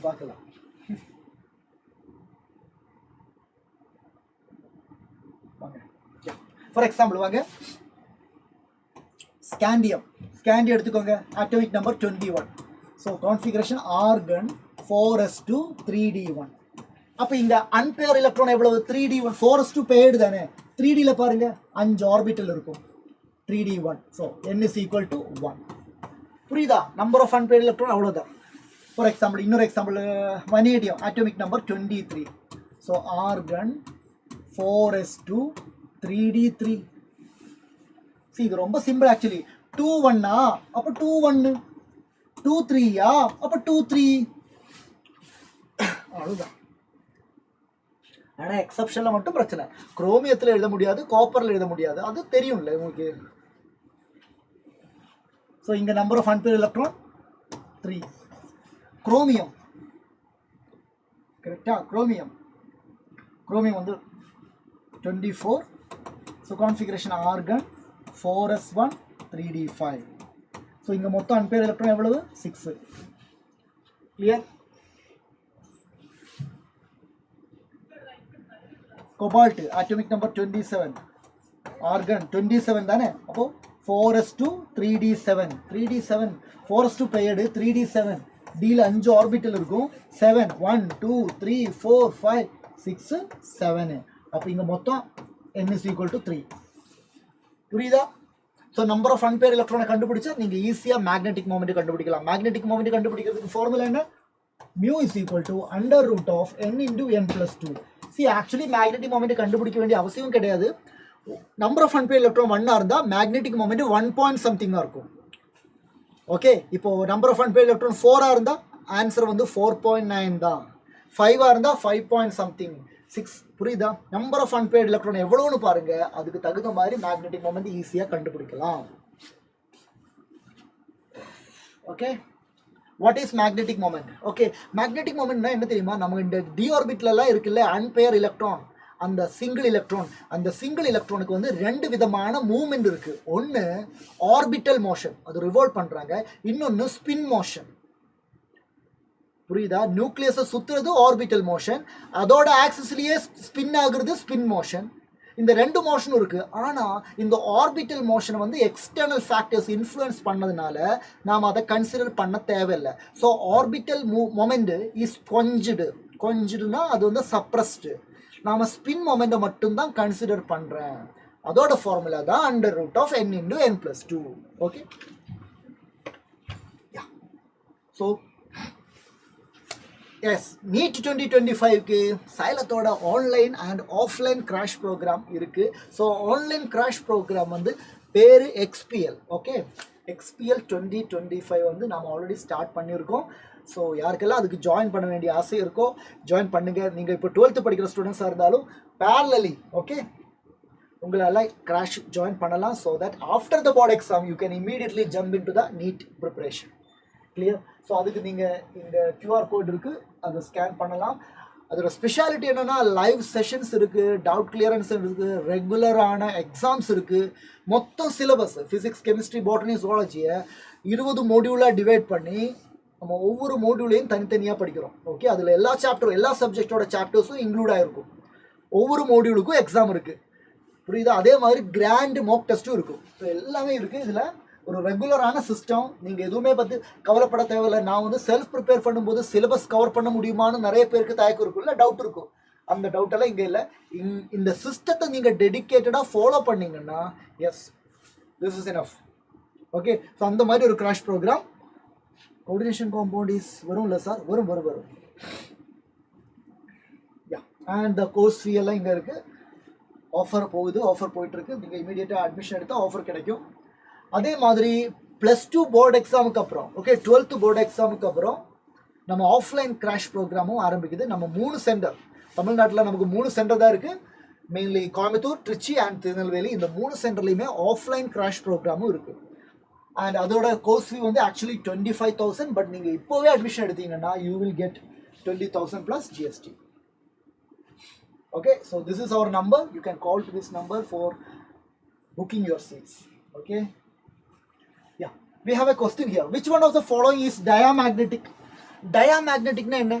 Unpaired electron irukka koodadu, ellame paired ah irukanum. So parunga, cobalt oda atomic number 27. So argon 4s2 3d7. Sir, cobalt 2+. Okay, appo 4s2 irukadu. D7 na 5 6 7. Sir, appo n is equal to 3. appo idu paramagnetic. Nickel, argon 4s2 3d8. Sir, nickel 2+. அப்போ 4s2 இருக்காது. ஏன் 4s2 இருக்காதுன்னு சொல்கிறேன்? எப்போவுமே removal of electron is happening from the outermost shell. Sir 3d8 5 6 7 8. So n is equal to 2. This is also paramagnetic. Okay, அடுத்தது copper 2+. Sir காப்பரோட configuration argon 4s1 3d10. Sir copper 2+. Sir அப்போ 4s1லேருந்து ஒரு electron போகும், 3d10லேருந்து ஒரு electron போகும், 3d9. அப்படின்னா n is equal to 1. This is also paramagnetic. Diamagnetic கேட்டிருக்காங்க. Zn2+. Sir Zn2+. Zn ஓட configuration argon 4s2 3d10. So Zn2+ சொல்லும்போது 4s2 போகும், 3d10 எல்லாமே பேடா இருக்கு. So the answer is Zn2+. Okay, yeah. Next coordination காம்பவுண்டோட இன்னொரு ஸ்பெஷாலிட்டி என்ன தெரியுமா? கோஆர்டினேஷன் காம்பவுண்டில் வந்து டிஃப்ரெண்ட் கலர்ஸ் ஃபார்ம் ஆகுது. அந்த கோஆர்டினேஷன் மெட்டல், டிரான்சிஷன் மெட்டலோட அயோன்ஸுக்கும் அவங்களோட காம்பவுண்ட்ஸுக்கு எல்லாமே கலர் இருக்குது. கலருக்கு என்ன காரணம் கேட்டால் நீங்கள் ஒரே வார்த்தையில் பதில் சொல்லலாம். The reason is D transition. D transition. என்ன சார் இது dd transition? Very simple. The excitation of electron from a lower energy d orbital to the higher energy d orbital by the absorption of a light of a specific wavelength. புரியுதா? Excited ஸ்டேட்ல இருந்து அது கீழே வரும்போது light emit பண்ணுவாங்க. and the color of the compound is observed as complementary to the absorbed color. எந்த colour observe ஆகுதோ அதுக்கு காம்ப்ளிமெண்டரி கலர் தான் தெரியுது. So dd transition is the reason for the color of the d block elements. See, actually coordination compound le varunle sonnala JEE aspirant. Yeah, actually d block elements da coordination compound li nama padikrom. S block எலிமெண்ட்ஸுக்கு P பிளாக் எலிமெண்ட்ஸ்க்கெல்லாம் coordination complex கிடையாது. Only D block and F பிளாக்கு தான் coordination compound இருக்குது. அதனால எப்போவுமே D and F படித்த உடனே படிக்க வேண்டிய அடுத்த சாப்டர் தான் கோஆர்டினேஷன் காம்பவுண்டு. இது ரெண்டுலேயுமே இருக்கிற சென்ட்ரல் மெட்டல் சேமாக தான் இருக்கும். Okay, clear? So DD transition இருக்கணும்னா எல்லாராலையும் முடியாது. டி அன்பெய்டாக இருக்கணும், ஹாஃப் ஃபில்டாக இருக்கணும். டியில் எலக்ட்ரானே இல்லை, டி 0, டியில் எலக்ட்ரானே இல்லை, அப்போ டிடி டிரான்சிஷன் கிடையாது. சார் டி 10 இருக்கேன், அப்போவும் டிடி டிரான்சிஷன் கிடையாது. எக்ஸாம்பிள் D0க்கு எக்ஸாம்பிள் ஸ்காண்டியம் 3+. ஸ்காண்டியம் 3+னா அதில் 4sலையும் எலக்ட்ரான் இல்லை, 3Dலையும் எலக்ட்ரான் இல்லை, அப்போது no d d transition, it is colourless. அதே மாதிரி D10ன்னு சொல்லும்போது அது Zn2+, Zn2+ல D10, எஸ்ல எலக்ட்ரான் எல்லாம் போயிடுச்சு, D10 எல்லாமே பெயர்டாக இருக்கேன், அப்பவும் டிடி டிரான்சிஷன் நடக்காது, கலர்லெஸ். சொல்றது புரியுதா? சொல்றது புரியுதா? Yes yes. சார் KMNO4 கலர்டா, KMNO4 கலர்டா, KMNO4 கலர்டா. ஆமாம் சார் கலர்டு, பர்பிள் கலர் இருக்கு, பர்பிள் கலர் இருக்கு. ஓகே, மேங்கனீஸோட ஆக்சிடேஷன் ஸ்டேட் +7 தானே? ஆமாம் +7 தான். சார் மேங்கனீஸோட கான்ஃபிகரேஷன் பார்த்தீங்கன்னா 4s2 3d5 தானே? ஆமாம் 4s2 3d5. அப்போ +7ன்னு சொன்னால் 4sலிருந்து 2 எலக்ட்ரானும் போகும், 3dல இருக்கிற 5 எலக்ட்ரானும் போகும். அப்படின்னா இங்கே நம்பர் ஆஃப் அன்பெய்ட் எலக்ட்ரான் 0 தானே? மேங்கனீஸ் +7, மேங்கனீஸ் +7ல நம்பர் ஆஃப் அன்பெய்ட் எலக்ட்ரான் இருக்காது, இருந்தும் கலர் இருக்கு. அப்போ டிடி டிரான்சிஷன் நடக்கிறதுக்கு வாய்ப்பு இல்லை, பட் ஸ்டில் கலர்டு. அந்த மாதிரி சிச்சுவேஷன் வந்தால் அதுக்கு காரணம் ligand to metal charge transfer spectra. அதை பற்றி டீட்டெயிலாக படிக்க தேவையில்லை, பட் மைண்டில் வச்சுக்கோங்க. டிடி டிரான்சிஷன் நடக்காமலும் கோஆர்டினேஷன் காம்பவுண்டுக்கு கலர் வரலாம், டி பிளாக்கோட காம்பவுண்டுக்கு கலர் வரலாம். அப்படி வந்தால் அதுக்கு காரணம் ligand metal charge transfer spectra, LMCTன்னு ஷார்ட்டாக சொல்லுவாங்க, ligand metal charge transfer spectra. Sir please take electrochemistry. எலக்ட்ரோ கெமிஸ்ட்ரியெல்லாம் ஆல்ரெடி நான் எடுத்திருக்கேன். ஷரதன் எலக்ட்ரோ கெமிஸ்ட்ரியெல்லாம் ஆல்ரெடி எடுத்திருக்கேன். Okay sir, morning 1 short video live போடுவீங்களா சார்? நாளைக்கு மார்னிங்கா? எந்த chapter? Okay, give 2 electro. ligand to metal charge transfer spectra, that is beyond our syllabus, but அந்த வேர்டு அது மட்டும் மைண்டில் வச்சுக்கோங்க. டிடி டிரான்சிஷன் நடக்காமலும் கலர் வருமா? வரும். அப்படி வந்தால் அதுக்கு காரணம் ligand metal charge transfer spectra தான். லிகாண்ட்னா என்ன? அது கோஆர்டினேஷன் காம்பவுண்டில் படிப்பீங்க. லிகாண்ட் வரும், அது மெட்டல் கூட ஒரு சார்ஜ் டிரான்ஸ்ஃபர் நடக்கும், அதனால கலர் வருது. Okay okay. சார் இங்கே டியிலிருந்து டிக்கு போகுதுன்னு சொன்னேன்ல, அது ஏன் சார்? ஏன்னா நம்ம டி ஆர்பிட்டல்ஸ் 5மே ஒரே எனர்ஜி, டீஜெனரேட் ஆர்பிட்டல். ஆனால் அங்கே ஸ்பிளிட்டிங் நடக்கும். எல்லாமே நீங்கள் கோஆர்டினேஷன் காம்பவுண்டில் படிப்பீங்க. As the ligand approaches the d orbital loses its degeneracy. 5 ஆர்பிட்டலே 3 2 separate ஆகுது. 3 ஆர்பிட்டல் தனியாக வரும், அதுக்கு பேர் T2G. 2 ஆர்பிட்டல் செப்பரேட்டாக போகும், அதுக்கு பேர் EG. T2G lower, EG higher. அப்போ T2Gலிருந்து EGக்கு எலக்ட்ரான் ஜம்ப் ஆகும், அதுக்கு பேர் தான் DD transition. aldehyde ketones, aldehyde and ketone, biomolecules and chemical kinetics. Okay. See, நான் இப்போ சாட்டில் சொல்கிற இதெல்லாம் நான் மறந்துடுவேன். நான் செஷன் நடத்திட்டு இருக்கோம், நீங்கள் நிறைய பேர் நிறைய கமெண்ட் சொல்கிறாங்க, நிறைய ரிக்வஸ்ட் சொல்கிறாங்க. ஆக்சுவலி நீங்கள் இதெல்லாம் ஒரு கமெண்டாக போட்டிங்கன்னா, வீடியோக்கு கீழே கமெண்டாக போட்டிங்கன்னா it will be there, so that நம்ம டீம் இருக்குல்ல, ஷெட்யூல் போடுறவங்க, எஸ்எம்எஸ் எல்லாருக்குமே வந்து அதை பார்க்க முடியும். ஓகே, ஸோ ஐ சஜஸ்ட் நீங்கள் செஷன் முடிஞ்சதுக்கப்புறம் கமெண்டாக போடுங்க. Okay right. Interstitial compound, interstitial சைட்னா என்ன தெரியுமா? நம்ம டி பிளாக் எலிமெண்ட்டுக்கு ஒரு கிறிஸ்டல் லாட்டிஸ் இருக்கும். கிறிஸ்டல் லாட்டிஸ்னா நீங்கள் தெரியும், பார்ட்டிகல்ஸ் எல்லாம் க்ளோஸ்லி பேக்டாக இருப்பேன். ஆனால் அங்கே கேப் இருக்கும், வாய்டு இருக்கும். அந்த கேப்பில், அந்த வாய்டில் ஸ்மாலர் ஆட்டம் கேரு உட்காரும். லைக் போரோன், கார்பன், நைட்ரஜன், இதெல்லாம் ஸ்மாலர் ஆட்டம் வந்து அங்கே எந்த இடத்துல உட்காரும். அந்த மாதிரி ஒரு டி பிளாக் எலிமெண்டோட கிறிஸ்டல் லாட்டிஸில் ஸ்மாலர் ஆட்டம் வந்து உட்கார்ந்து ட்ராப்டாக இருந்தால் அதுக்கு பேர் தான் industrial compound. interstitial compound is known as non-stoichiometric compound. அவங்களுக்கு வந்து ஒரு ப்ராப்பரான ஸ்டோஷியோமெட்ரி எல்லாம் கிடையாது. ஃபார் எக்ஸாம்பிள் பாருங்க, Mn4n, Fe3H, VH 0.56, நான் ஸ்டோஷியோமெட்ரி. ஸ்டோஷியோமெட்ரி இருந்துச்சுன்னா என்ன அர்த்தம்? கேட்டியோனுக்கு இவ்வளோ ஆனியோன் ப்ராப்பராக சொல்ல முடியும், அந்த ரேஷியோ கரெக்டாக இருக்கும். இங்கே அந்த மாதிரி ரேஷியோ எல்லாம் கரெக்டாக இருக்காது. ஸோ திஸ் இஸ் கால்டு நான் ஸ்டோஷியோமெட்ரிக் காம்பவுண்ட். ஆனால் இவங்களுக்கு ஸ்பெஷாலிட்டி இருக்குது. எல்லா கேப்லேயும் வந்து நிறைய பேர் உட்கார்றனால இவங்களோட ஹார்ட்னஸ் கூடும். புரியுதா? ஹார்ட் ஆகும், they are very hard. அதே மாதிரி இவங்களோட கெமிக்கல் ரியாக்டிவிட்டி குறையும். Chemically they become inert. ஆனால் இவங்களோட கண்டக்டிவிட்டி இருக்குல்ல, மெட்டாலிக் கண்டக்டிவிட்டி, எலக்ட்ரிக்கல் கண்டக்டிவிட்டி அது இருக்கும். கண்டக்டிங் இருக்கும். பாய்லிங் பாயிண்ட் எல்லாமே ஹை ஆகும். அண்ட் இன்னொரு விஷயம், இவங்க அயோனிக்கா கோவாலண்டா சொல்ல முடியாது. Neither ionic nor covalent. இவங்க அயோனிக் காம்பவுண்டா கோவாலன் காம்பவுண்ட்னா சொல்ல முடியாது. அந்த மாதிரி எல்லாம் இம்பார்ட்டன்டான பாயிண்ட். ஸோ இதெல்லாமே இம்பார்ட்டன்ட் பாயிண்ட் படிச்சுக்கோங்க.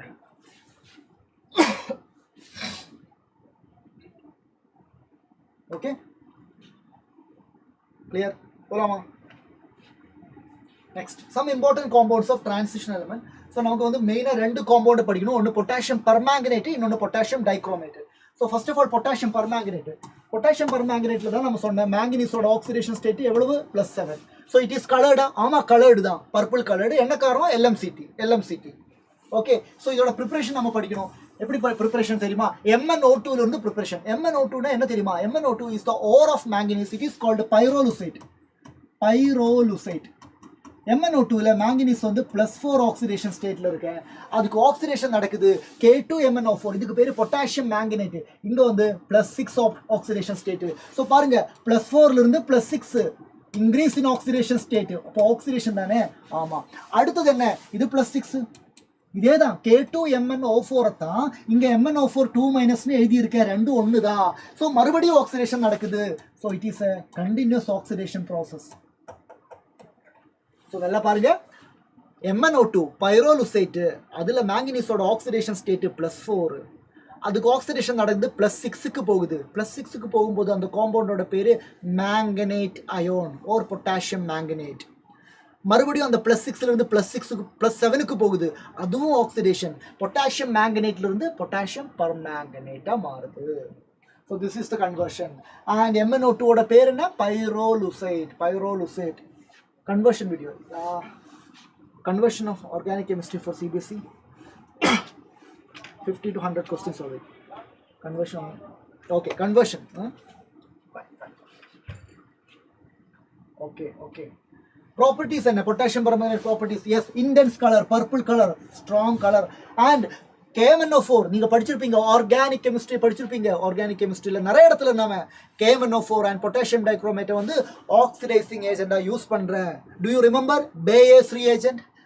Bayes reagent is also alkaline potassium permanganate தான், மறந்துடாதீங்க. Okay, and it is diamagnetism. ஆமா, டயாமேக்னட்டிசம். ஏன்னா மேங்கனீஸோட ஆக்சிடேஷன் ஸ்டேட் +7. எல்லாமே பேய்டு. டெம்பரேச்சர் டிபெண்டன்ட் வீக் பாராமீட்டர்ஸும் காமிக்குது டெம்பரேச்சரை பொறுத்து. Okay, as volumetric analysis use பண்ணுவாங்க. அடுத்தது KMnO4 வந்து ஆக்சிடைசிங் ஏஜென்ட் சொன்னேன்ல. KMnO4 வந்து எல்லா இடத்துலையுமே ஆக்சிடைசிங் ஏஜென்ட் தான். பாருங்க, KMnO4 Mn2+ மாறும். எங்க? அசிடிக் மீடியத்தில். சார் நியூட்ரல்ல MnO2 மாறும். சார் பேசிக்கல Mn இங்க +4 இங்க +6 Mn.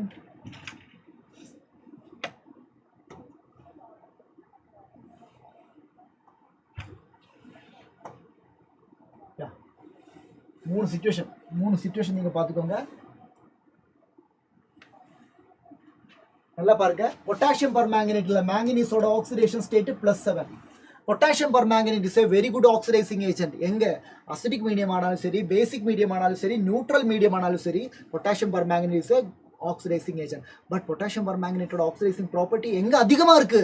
அசிடிக்ல. ஏன்னா இங்க +7ல இருந்து +2க்கு போகுது. Difference 5 unit. புரியுதா? இங்க +7ல இருந்து +4க்கு தானே போகுது. Difference 3 unit. இங்கே +7 இருந்து +6க்கு போகுது, டிஃப்ரென்ஸ் 1 யூனிட். ஸோ அதனால் இதில் வந்து பார்த்தீங்கன்னா மோஸ்ட் ஆஃப் நமக்கு 2 இம்பார்ட்டன்ட் கேஸ் இருக்குது. ஒன்று அசிடிக்கும் இம்பார்ட்டன்ட், இன்னும் நியூட்ரல் இம்பார்ட்டன்ட். பேசிக் நம்ம அவ்வளோ பார்க்க மாட்டேன். நியூட்ரலில் வந்து சம்டைம்ஸ் நியூட்ரல் ஓர் ஃபெயின்லி ஆல்கலைன்னு சொல்லுவாங்க. நியூட்ரல் ஓர் ஃபெயின்லி ஆல்கலைன். அப்போ அது ரெண்டும் ஒன்று தான். நியூட்ரல் ஓர் ஃபெயின்லி ஆல்கலைன்னு சொன்னால் அங்கே MnO4 KMnO4 MnO2 தான் மாறும். மைண்டில் வச்சுக்கோங்க. ஸோ பாருங்க, இங்கே அசிடிக் மீடியம்னு சொல்லியிருக்கு. அசிடிக் மீடியம் பாருங்க, H+, acidic medium H+. So MnO4 minus இங்கே மேங்கனீஸ் +7, Fe2+ இருக்கு. ஆக்சிடேஷன் நடக்கும். Fe2+ will convert into Fe3+. அவ்வளோதான். Fe2+ ஓட கலர் ஃபெரஸோட கலர் க்ரீனு, ஃபெரிக்கோட colour yellow. So green to yellow convert ஆகுது. சார் MnO4- என்ன ஆகும்? அசிடிக் மீடியம் தானே. ஸோ கண்டிப்பாக இங்கே Mn2+ இருக்கும். Mn2+ இருக்கும். ஓகே, அசிடிக் மீடியத்தில் பொட்டாசியம் பர்மேங்கனேட்டு +7 இருந்து +2க்கு போகும். மைண்டில் வச்சுக்கோங்க. கிளாஸ் அவரா 1 hour maybe. Why study about KMnO4 introduced in D&F lecture? KMnO4ல சென்ட்ரல் மெட்டல் யாரு? மேங்கனீஸ். பொட்டாசியம் டைக்ரோமேட்ல சென்ட்ரல் மெட்டல் யாரு? Chromium. Both manganese and chromium எங்க இருக்கு? டி பிளாக்ல. எங்க? 3D சீரிஸ்ல. ஓகே, அடுத்தது NO2- பேரு நைட்ரைட். நைட்ரைட்டுக்கு ஆக்சிடேஷன் நடந்து NO3- மாறும். நைட்ரைட் ஆக்சிடேஷன் நடந்து நைட்ரைட்டா மாறுது. எங்க? அசிடிக் மீடியத்தில். ஸோ இந்த மைனஸ் பொட்டாசியம் பர்மேங்கனேட் என்ன ஆகும்? பொட்டாசியம் பர்மேங்கனேட் வந்து Mn2+ மாறும். Clear sir? இப்போ neutral alkaline medium, neutral or faintly alkaline medium. அப்போ பாருங்க, MnO4- Mn2+ மாறாது. MnO4- MnO2 தான் மாறும். அண்ட் I- என்ன ஆகும் சார்? I- நல்லா கேட்டுக்கோங்க. அசிடிக் மீடியத்தில் I- ஆக்சிடேஷன் நடந்து I2 மாறும். ஆனால் நியூட்ரல் ஒரு ஆல்கலைன் மீடியத்தில் I- ஆக்சிடேஷன் நடந்தால் IO3- மாறும். சார் இதுக்கு என்ன பேரு? IO3-. It is called iodate ion. Iodate. Okay, அதே நீங்க அசிடிக் மீடியத்தில் I- ஆக்சிடைஸ் பண்ணா I- will be converted into iodine, I2. Okay, clear? S2O3 2-. Thiosulphate அயோனுக்கு என்ன ஆகுது? அது சல்ஃபேட் அயோனா மாறுது. SO4 2- மாறும். அண்ட் MnO4- என்ன ஆகும் சார்? MnO4- MnO2 மாறும். கிளியர்? ஸோ ஆக்சிடேஷன் அசிடிக் மீடியத்தில் நடக்கும், பேசிக் மீடியத்தில் நடக்கும், நியூட்ரல்லையும் நடக்கும். பட் ப்ராடக்ட்ல கொஞ்சம் டிஃப்ரென்ஸ் இருக்கும். அதே மாதிரி பொட்டாசியம் பர்மேங்கனேட்டுக்கு நடக்கிற ரிடக்ஷன்லையும் டிஃப்ரென்ஸ் இருக்கும். பொட்டாசியம் பர்மேங்கனேட் ஆக்சிடைசிங் ஏஜெண்டா, ஸோ அதனால அதுக்கு ரிடக்ஷன் நடந்துதான் ஆகணும். ஆக்சிடைசிங் ஏஜென்ட்னா ரிடக்ஷன் நடக்கணும், ரெடியூசிங் ஏஜென்ட்னா ஆக்சிடேஷன் நடக்கணும். கிளியர்? அடுத்தது பொட்டாசியம் டைக்ரோமேட். இதுவும் ஆக்சிடைசிங் ஏஜென்ட் தான். ஆனால் பொட்டாசியம் பர்மேங்கனேட் அளவுக்கு ஸ்ட்ராங் ஆக்சிடைசிங் ஏஜென்ட் கிடையாது.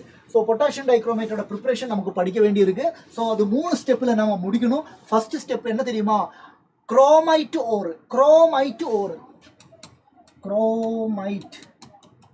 அதோட ஃபார்முலா என்ன? FeCr2O4.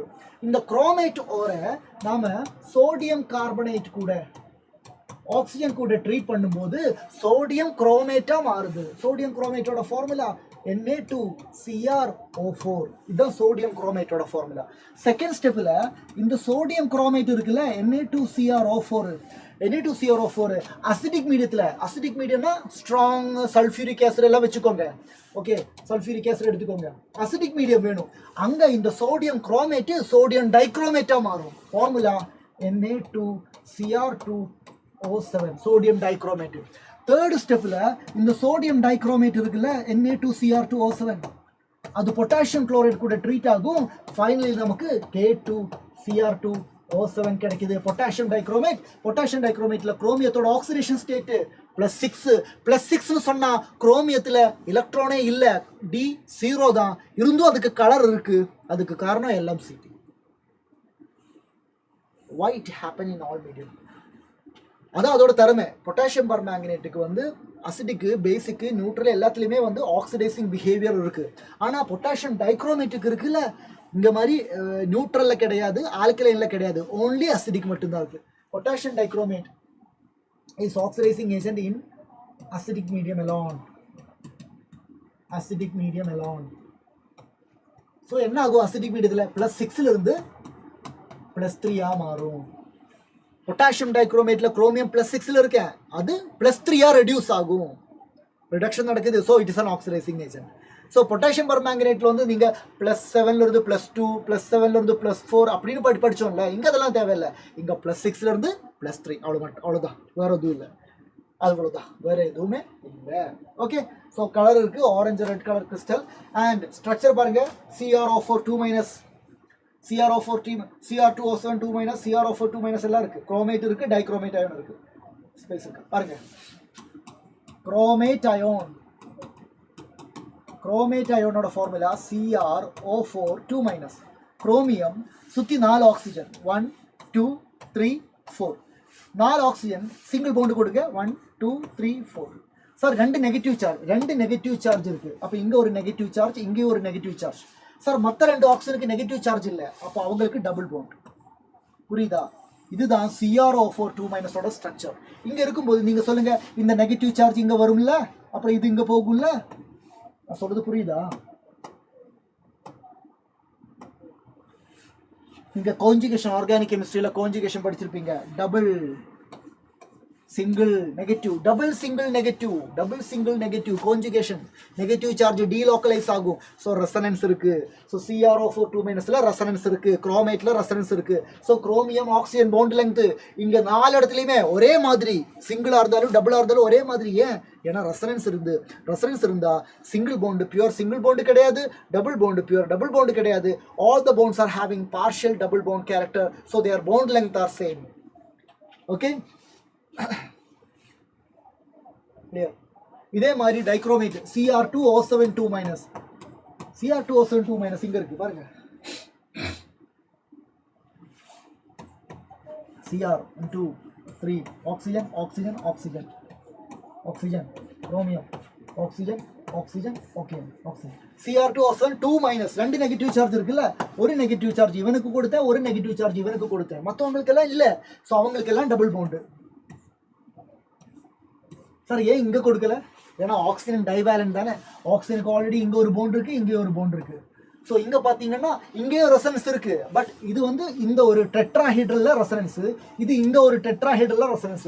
So dichromate ion is a 2 tetrahedral joined together with a bridge CrOCr bond. bridge, இதுக்கு பேரு CrOCr, it's a bridge. 2 tetrahedral யூனிட்டை ஜாயின் பண்றாங்க, CrOCr bridge. CrOCr. இங்க பாண்ட் ஆங்கிள் கொடுத்திருக்காங்க, அது இம்பார்ட்டன்ட் கேட்டிருக்காங்க என்ட்ரன்ஸ் எக்ஸாமுக்கு, 126 degree. In dichromate ion, what is the bond angle in chromium oxygen chromium bond கேட்டா 126 degree. And here also 2 tetrahedral joints unit joined together. இங்க single tetrahedral தான் இருக்கு. Okay, யா எந்த மாதிரி கொஸ்டின் கேட்பாங்கன்னா நிறைய question கேட்கலாம்ல. In dichromate ion, how many chromium oxygen chromium bonds are there? In dichromate ion, all the chromium oxygen bond length are same or not? அப்ப நீங்க சொல்லணும் same கிடையாது, எல்லாமே கிடையாது. இந்த பக்கம் அந்த பக்கம் bond length சேம், நடுவுல bond length டிஃபரெண்ட். ஏன்னா நடுவுல குரோமியம் ஆக்சிஜன் சிங்கிள் bond இருக்கு, பக்கா சிங்கிள் bond இருக்கு.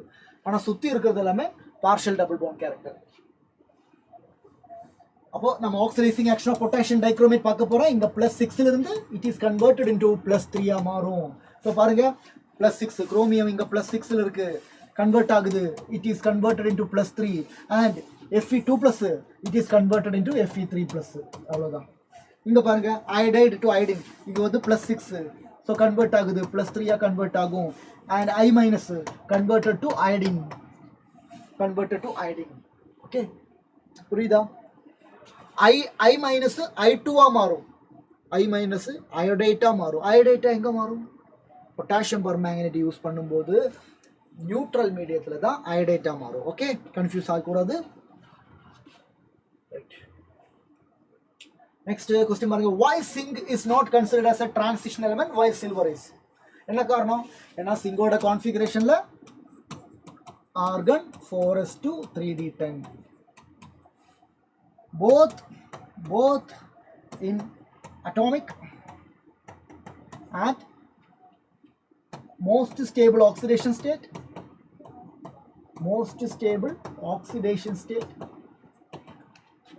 D10 configuration இருக்கு. D10 configuration. Clear?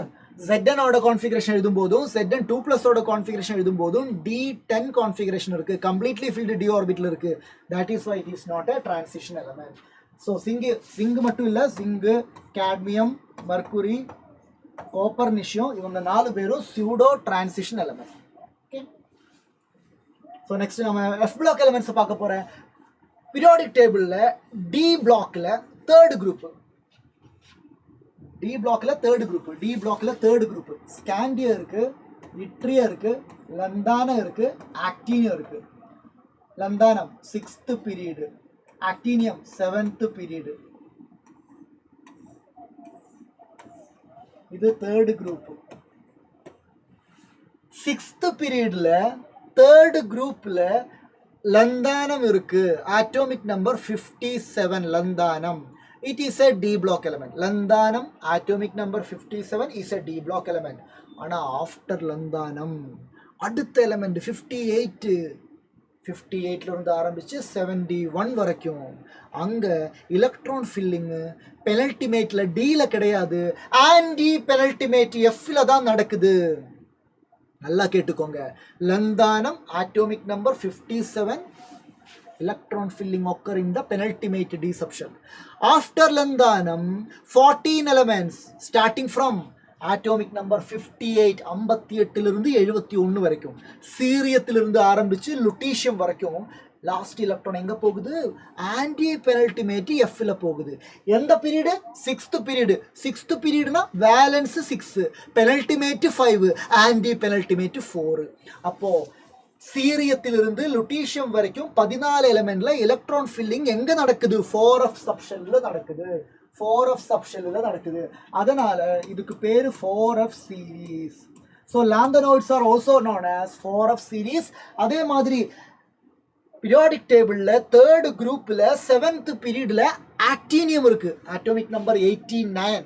ஆனா நெக்ஸ்ட் எலிமெண்ட் atomic number 90 இருக்குல்ல, அது தோரியம். தோரியத்திலிருந்து ஆரம்பிக்கும் போது எலக்ட்ரான் ஃபில்லிங் வந்து அவுட்டர் மோஸ்ட் S ல போகல, பெனல்டிமேட் D லயும் போகல, ஆன்டி பெனல்டிமேட் F ல போகுது. 7th பீரியடோட பெனல்டிமேட் 6, ஆன்டி பெனல்டிமேட் 5. ஸோ அதனால இதுக்கு பேரு 5f series. So 4f series and 5f series together called inner transition elements. They are known as F block elements. Okay, so lanthanoids வந்து starting from cerium to lutetium and actinoids வந்து starting from thorium to lawrencium. நல்லா கேட்டுக்கோங்க, lanthanum and actinium are D block element, ஆனா lanthanoids and actinoids F block elements. Okay, so இந்த lanthanoids and actinoids ஓட group எதுன்னு கேட்டா நீங்க சொல்லணும் they belongs to third group. Both the lanthanoids and actinoids belongs to third group. மறந்துடாதீங்க. Okay. Sir, should we need to know all inner transition? இல்ல, all inner transition சொல்ல மாட்டேன், நீங்க lanthanoid படிங்க. ஓகே, D blockல நம்ம சொன்னேன்ல வெர்டிகலா எல்லாம் படிக்கணும்னு சொன்னேன்ல, இன்னர் டிரான்சிஷன் எலிமெண்ட்ல lanthanoid important. Lanthanoid இம்பார்ட்டன்ட்டா, அது படிக்கணும்டா.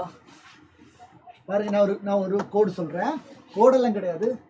லாசிப்பாரண்டி லாசிப்பாரண்டி லாசிப்பாரண்டி லாசிப்பாரண்டி PMSM you got TBDY. லாசிப்பாரண்டி லாசிப்பாரண்டி PMSM you got TBDY. எர்டம் எபுலு. அவ்வளோதான். ஒன்று நினைச்சேன்.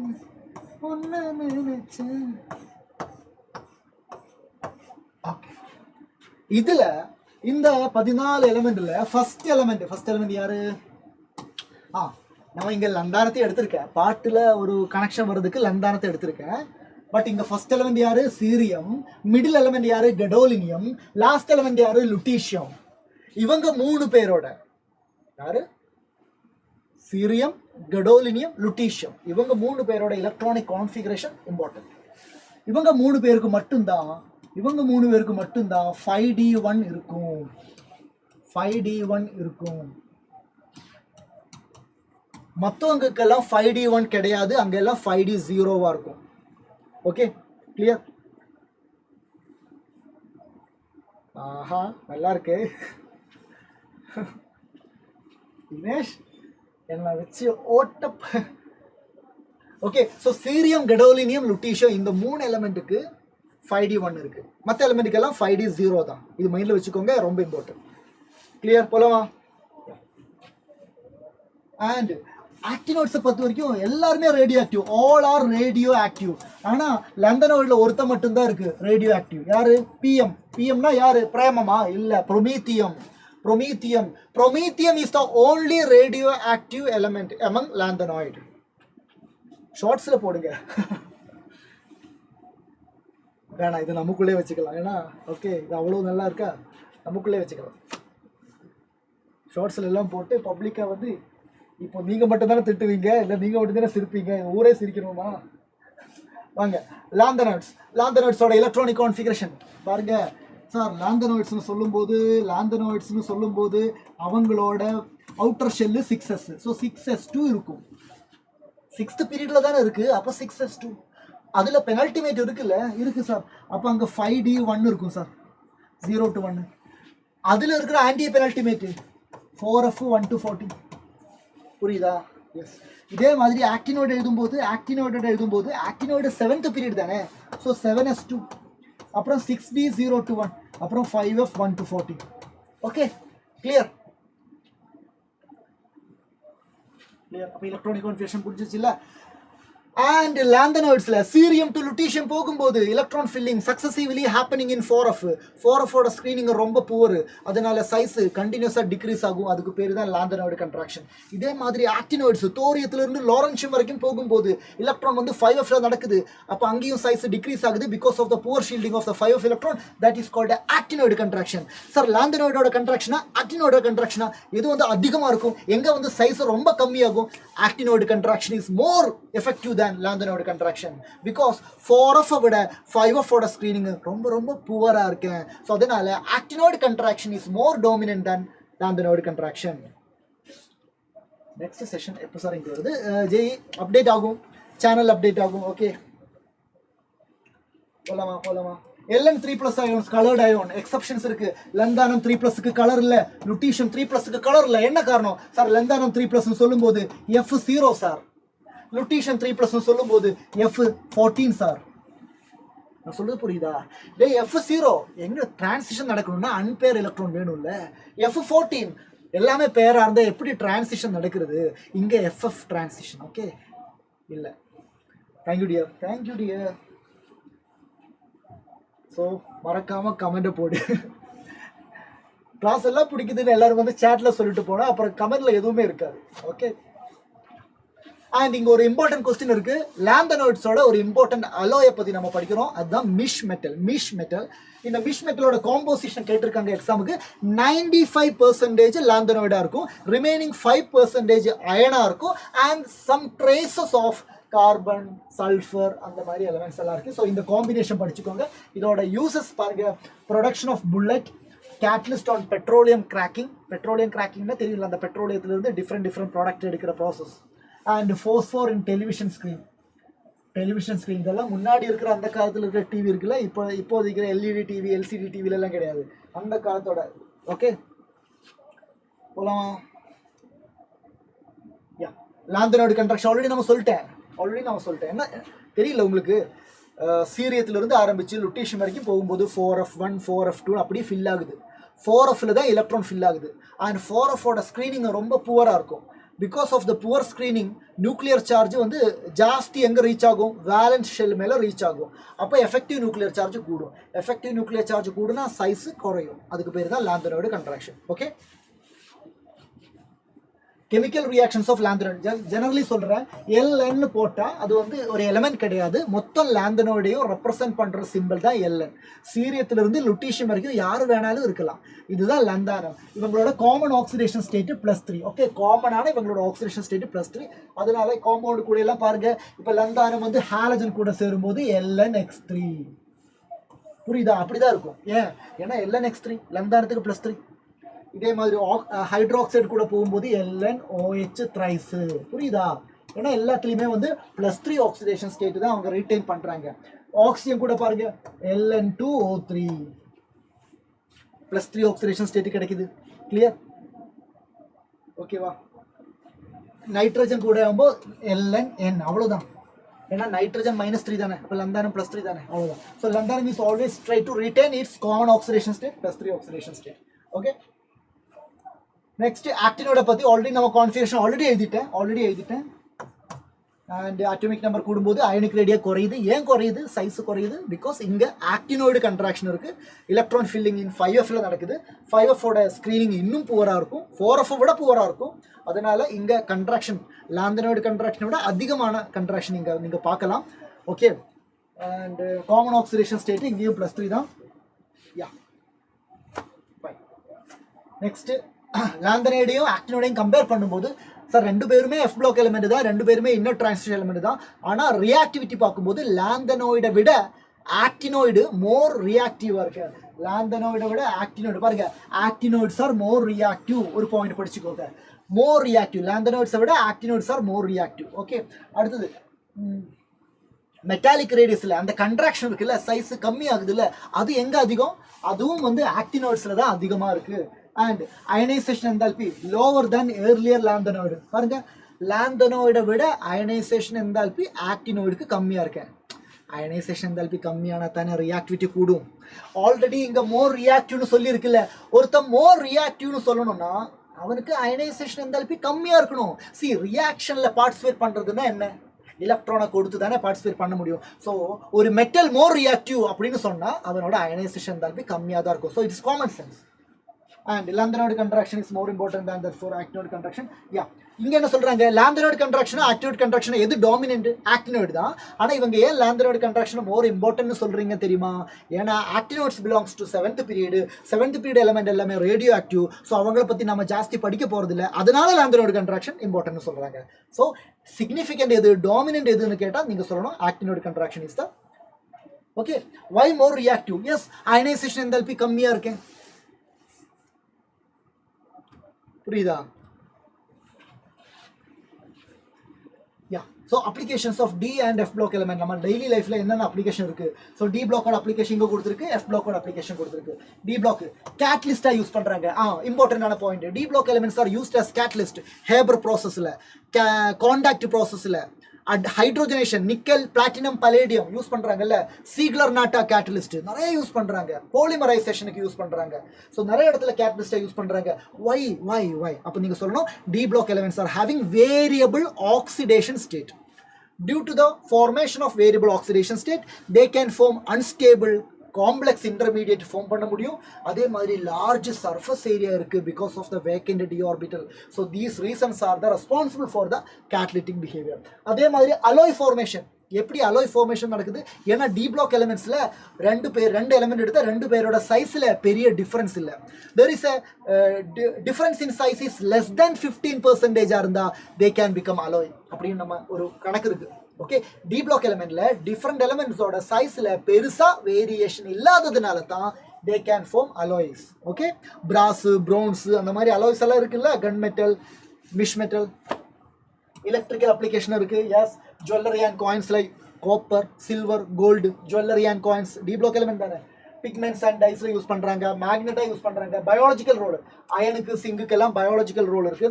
Okay, F block element, F blockல தானே actinoids வருது, actinoids எல்லாமே radioactive தானே. ஸோ அதனால நியூக்ளியர் ரியாக்டர்ஸ்ல யூஸ் பண்றாங்க, glass, ceramics, magnets, medical application. yeah, just read out பண்ணிக்கோ, important தான். so next, that's it, thank you. so என்ன கேக்குறாங்க? important section in this chapter. இந்த சாப்டர்ல important section oxidation state based electronic configuration, catalyst, அப்புறம் color, preparation. நீங்க board exam தான கேப்பீங்க, preparation of K2CR207 and KMNO4. Okay, then lambda contraction, அதோட consequences, இதெல்லாம் important. Okay, so that's it பசங்களா. We have completed the chapter. D and F block elements ஓட ஒரு one shot lecture தான் நீங்க பாத்தீங்க. இப்போ நமக்கு செஷன் ஆரம்பிச்சது 5 o'clock ல 6:30. Now we have completed the chapter, whole chapter in 90 minutes. Okay, 1.5 hour 90 minutes ல செஷன் முடிச்சிருக்கேன். And tomorrow you will be having a tomorrow or day after tomorrow வந்து இதோட question discussion இருக்கும், all rounder series. Okay, so மறக்காம அந்த செஷனையும் பாருங்க. And உங்களோட comments, உங்களுக்கு கிளாஸ் செஷன் பிடிச்சிருந்தாலும் இல்லாட்டியும் வாட் இஸ் யுவர் கமெண்ட்ஸ், அதை வந்து நீங்கள் சேட்டில் போடாமல் கமெண்டாக போடுங்க. அதே மாதிரி உங்களுக்கு ஃபியூச்சரில் என்னென்ன வேணும், நிறைய பேர் கேட்டிருக்காங்க. ஆர்கானிக் கெமிஸ்ட்ரியில் நிறைய விஷயங்கள் கேட்டிருக்காங்க, சாப்டராக கேட்டிருக்காங்க, கன்வர்ஷனாக கேட்டிருக்காங்க. ஸோ அதெல்லாம் நீங்கள் கமெண்ட்ஸில் போட்டுக்கோங்க. ஸோ அதுதான் நான் வந்து நம்ம அதையெல்லாம் எடுத்து we can actually deliver it. நீங்கள் கேட்ட மாதிரி எல்லாம் பண்ண முடியும். So thank you so much and you be a wonderful audience. நிறைய பேர் இருந்தாங்க, JEE aspirant எல்லாம் கண்டினியூஸாக கமெண்ட்ஸ் போட்டுகிட்டே இருக்கு. ஸோ எல்லாருக்கும் ஓகே, அவ்வளோதான். நல்லா படிக்க. All the very best. Good evening, good night, take care.